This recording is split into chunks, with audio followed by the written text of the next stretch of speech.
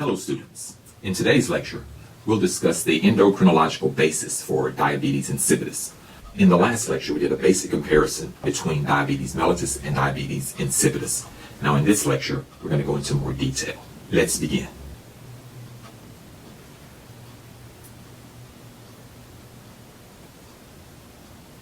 Shown here is a diagram of the kidney. We have a blood vessel entering the kidney and leaving.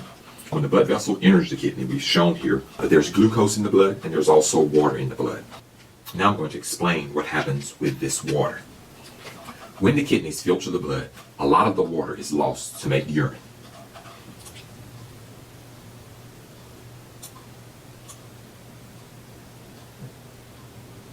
When this happens, blood volume decreases. And if this problem weren't corrected, there would be a major problem in the body. There's a hormone which corrects this problem, and this hormone is going to be ADH, antidiuretic hormone. We're going to illustrate that here. To prevent the excess loss of water, the ADH hormone causes the reabsorption of this water back into the bloodstream. And so what happens?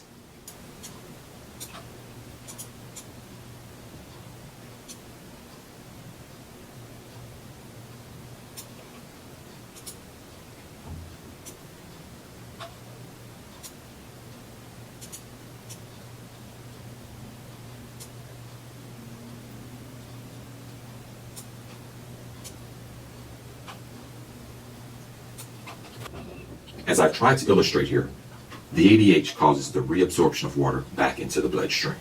And so this is what happens during the normal situation. Now let's see what happens during diabetes insipidus. So we're going to copy this situation and then make the changes.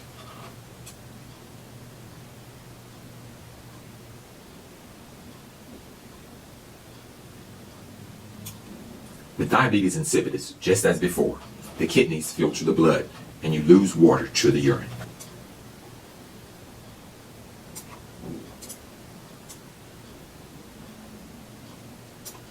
However, unlike before, with diabetes insipidus, there are either insufficient levels of ADH or no ADH at all. And so there's no resorption of water back into the bloodstream. When this happens, blood volume decreases. And so let's illustrate that here. Several things happen here. First of which is that the blood volume decreases. Because the water cannot be reabsorbed, there's going to be less water going back to the blood, and so the blood volume is going to decrease, and the blood is going to become more concentrated.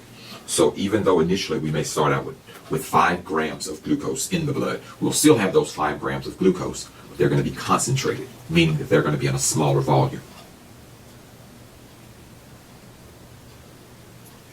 And remember, there are 2 possible causes of this problem. Either the ADH levels are insufficient or low, or there's no ADH at all. Because the blood volume is decreased, the glucose is concentrated in the blood. Not because there's more glucose, but because there's less blood volume. And this is the essence of diabetes insipidus. We can define a few terms here. We're going to have excess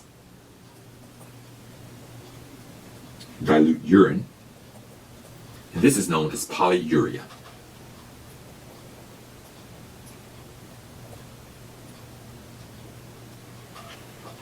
There are a few symptoms associated with diabetes insipidus that I would want to indicate here.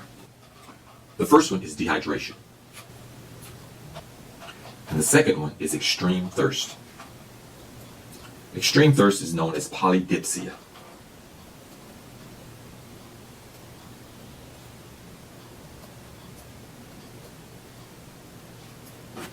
Here I want to make a clear distinction between diabetes mellitus and diabetes insipidus. With diabetes mellitus, there's an increase in the amount of glucose in the blood. However, with diabetes insipidus, we have the same amount of glucose in a lesser blood volume. So I want to indicate that here. And this is the key distinction between diabetes mellitus and diabetes insipidus. Now let's discuss why we have the problem. What is wrong with the ADH? ADH is synthesized in the hypothalamus, and that ADH moves to the posterior pituitary and is stored there. So let's illustrate that here.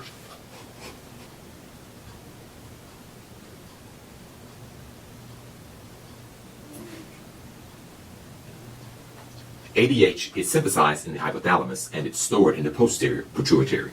There can be a problem with either the hypothalamus or the posterior pituitary to cause a decreased level of ADH. When we have a problem with either of these glands, the condition is going to be central diabetes insipidus. If, however, the problem is in the kidneys with the processing of the ADH, this is known as nephrogenic diabetes insipidus. Since ADH is pivotal to this pathology, I do want to write the entire name of this hormone, antidiuretic hormone. It is also known as vasopressin.